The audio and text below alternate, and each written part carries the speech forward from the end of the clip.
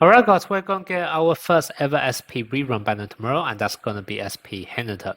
Now, if you have been following the JP news, you would know that there's actually a second version of SP Hinata out for their second year anniversary. I'm just gonna call it V2 now, and that's gonna be probably in 6 months' time if we actually follow the schedule for when that will be available on global.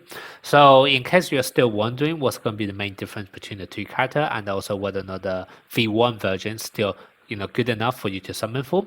I have basically categorized all of their skills for easier comparison. So I'll just quickly talk through all of them in this video. And also I'll give some of my own thoughts throughout the video and also at the end on whether or not I think the V1 version is still any good. Okay, so let's start off with the spiking ultimate. So for the V1 version, he has a cooldown of 8, and also it's going to be a multiplier of 300% when he crit. This is actually very easy to achieve because he can't have his own built-in mechanics, which I'll talk about later. Now for the V2 one, the cooldown is going to be longer, it's 12%, but as a trade-off, it's going to be unblockable. So, look at it however you want. You can also further reduce this to only a cooldown of 8 necrosing if you do actually play it with SP Hiragami in the future. But in a vacuum, the cooldown is going to be longer than the V1 version.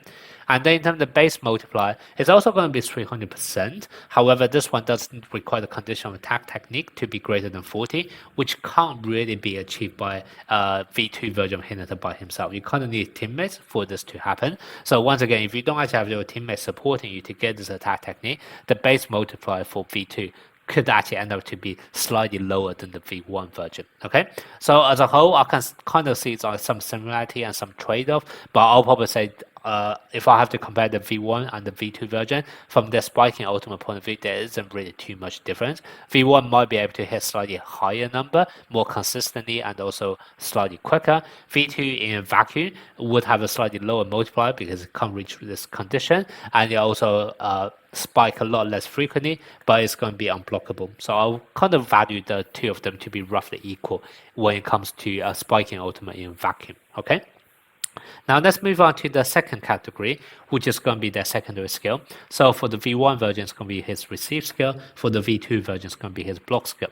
So for V1, it's going to be a multiplier of 140, and it's also going for a buff of 12% to all of the basic stats to your entire team.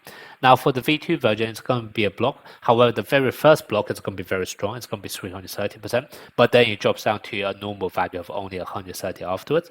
And then also at the same time, after your very first block, your block stats will actually be reduced and you'll be buffing up your quick attack stats instead. And if you actually put that into kind of the number you'll be expecting to get with all of the buff, etc., this is roughly equal to about 15% buff to his quick attack. Okay, now on a whole, if we ignore the very first action when V2 version will be able to do a block, you will then realize the multiplier is somewhat the same. And then whilst V2 is able to buff his own quick attack, I'll probably argue V1, the fact that he's actually able to buff up the stats for your entire team across everything might be slightly stronger if he does end up receiving. So that's kind of from the second action onwards. Now, if we do have to compare the very first action, sure, you could argue the V2 is going to have a much stronger block than what V1 is able to do a receive.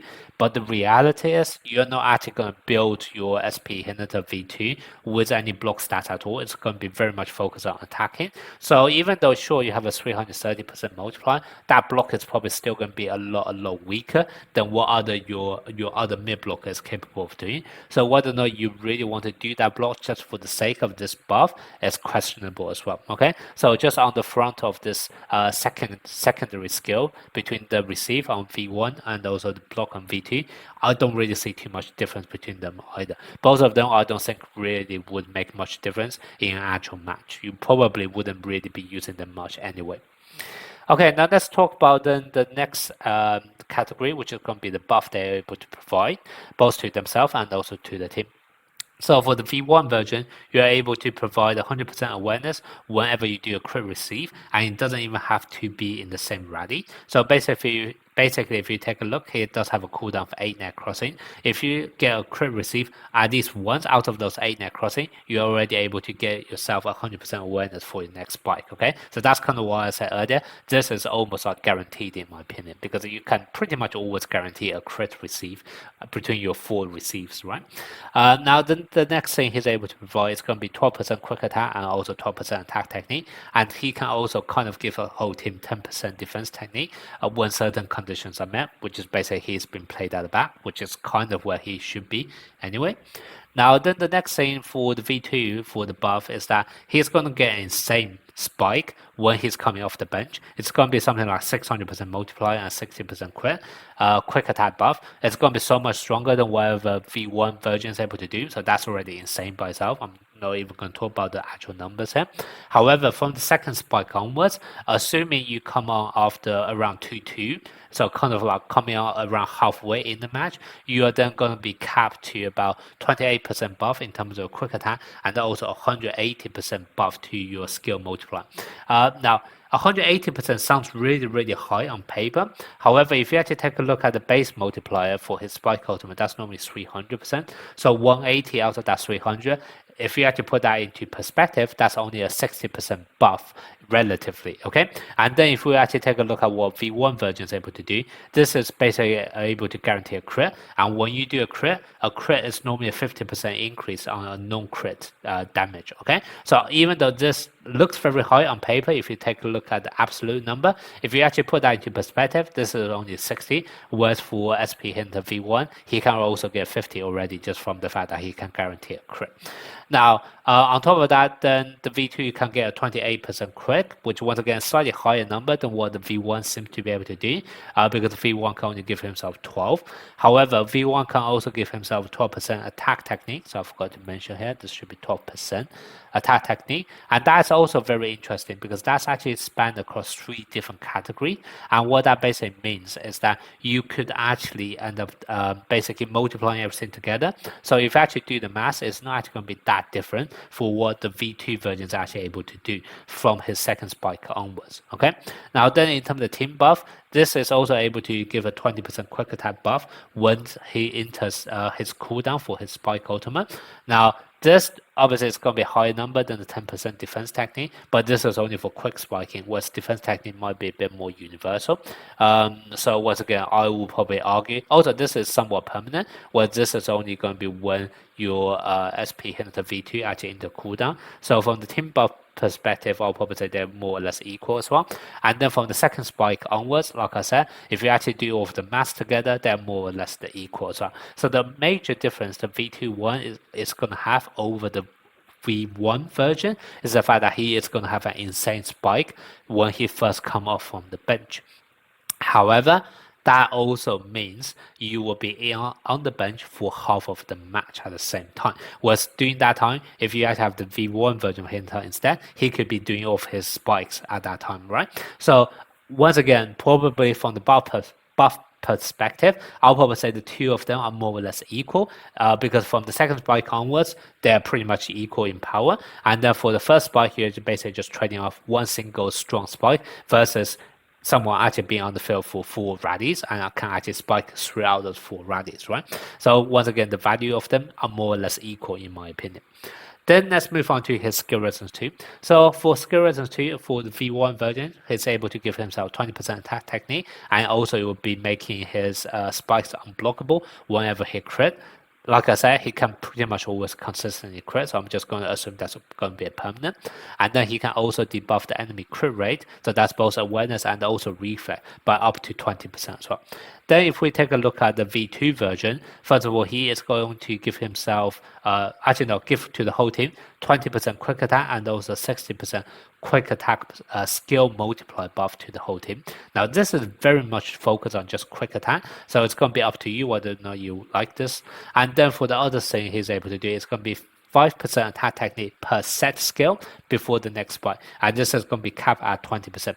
So if we're just take a look at the attack technique perspective, both of them are actually going to be the same because it's capped to 20%.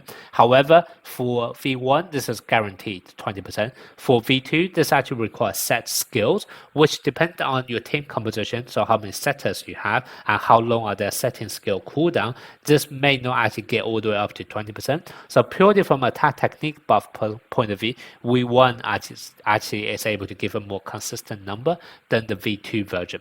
And then if we take a look at the other thing he's able to do, V2 is able to give a bit of a buff, very strong buff, however it's just for quick spiking, whereas the V1 version is actually able to debuff the enemy for crit, and a lot of time crit is actually very important because that can actually cripple the enemy from activating certain effects. So once again, from this perspective, I'll probably say the V1 version is actually probably have a slight edge as skill resistance 2 because the attack technique buff is going to be higher.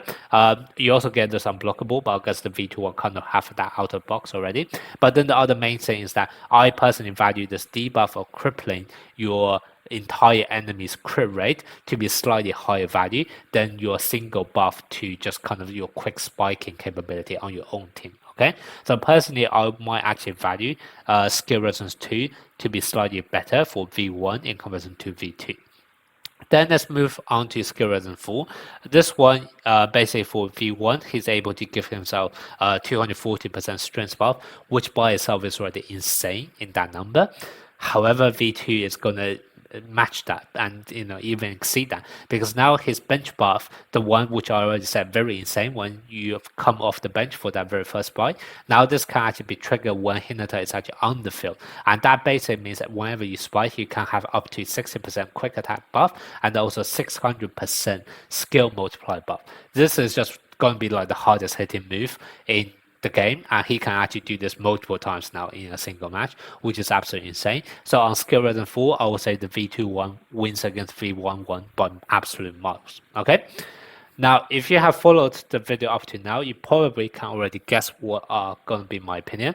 Personally, I actually think the V1 one is going to be more or less the same as the V2 as skill resistance 1 because a lot of the things they are actually very similar, and I can definitely see some kind of trade-off being made, and I don't really think the V2 is going to shine any more than the V1 in any certain of those categories. And then as skill resistance 2, I might even argue the V1 version is going to be slightly better than the V2 one, and the V2 to me only really shines once he actually gets to his skill resistance 4, which is obviously going to be very expensive. So my personal suggestion is that unless you're actually going to plan to get one of the Hinata version all the way to skill resistance 4, otherwise I actually think you can just stick it with the V1 version, especially because there's actually going to be a 6 months wait before you can get to V2 anyway. You might as well just use your character and actually have a strong team for the time being.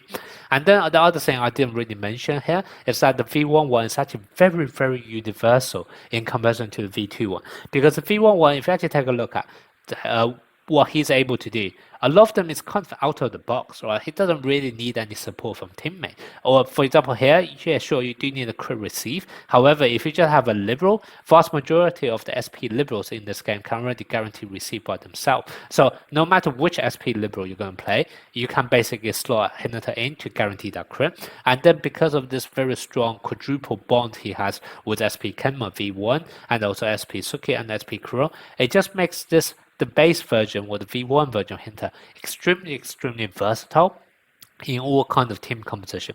Whereas if we actually take a look at the V2 version, I forgot to mention here for skill resistance 4, he will actually be basically reduce his own awareness down to 0%, which then basically means you need your teammate in order to guarantee a crit. And what that basically means is that if you actually want to play V2 version of Hinata, he's going to be more or less tied up with SP Kageyama, alright? And then SP Kageyama requires multiple set skills for his kit to shine, which then basically means you are pretty much then tied in with either SP Asumu or SP Osamu Miya. So that's already 3 characters kind of tied together. And then if you actually want to reduce the cooldown for SP Hinata V2 from 12 cooldown down to 8 cooldown, which is then actually going to be a lot more manageable, you probably then do want SP Hiragami. And then with that being said, 4 characters on your team are already set in stone, and then with all for all 4 of those characters, you then realize that there's only 1 blocker and only 1 spiker. So for your 2 remaining slot, you then have to pick someone who's capable of both blocking and also have relatively short cooldown. So that's going to be either SP Hoshiyumi or SP Suki. So the one of your slot have to be fixed to them. And then probably the remaining one, you do have a bit of freedom, but you can probably also just pick the other one from SP Hoshiyumi or SP Suki as well. So with all that being said, and also for the liberal, I forgot to say that as well. If you are going to play V2 version of Hinata and also SP Kageyama as well, very likely you're going to want the new V2 version of SP Nishinoya for your liberal as well. So all of a sudden, the 7 members of your team for V2 version Hinata is already more or less fixed. And that's going to be very, very expensive because none of those characters are actually out right now, with maybe the exception of SP Suki if you do want to play SP Suki. So that's actually going to be an extremely, extremely expensive team for you to build because first of all, you need kind of skill resonance 4 for that to shine. And then second of all, none of them are actually available right now. So if you're actually going to save all of your resources for those 6 brand new characters in the future, you are basically going to end up not summoning for anyone for for the next few months, and then you'll be seriously behind against other players who may have already been summoning for other SP character and then therefore have a much higher power, raw power in front of you, etc. So that's kind of why, even though I can see value of the V2 version for SP Hinata, especially when he is actually at skill resin 4, I just personally think that for you to actually make a whole team around him, it's going to be extremely, extremely expensive. And whether or not you really want to go that far, I feel like it's only going to be quite a few, pay-to-win players who may be willing to spend that much for a brand new character such as SP Hinata and then build a whole team around him. So I actually personally think that V1 version is actually going to be a better choice than the V2 version for probably like 95% of the player base out there. But yeah, that's just going to be my take on the comparison between V1 and also V2 version Hinata. Let me know what your guys' thoughts are and also whether or not you plan to summon for SP Hinata V1 during this rerun banner.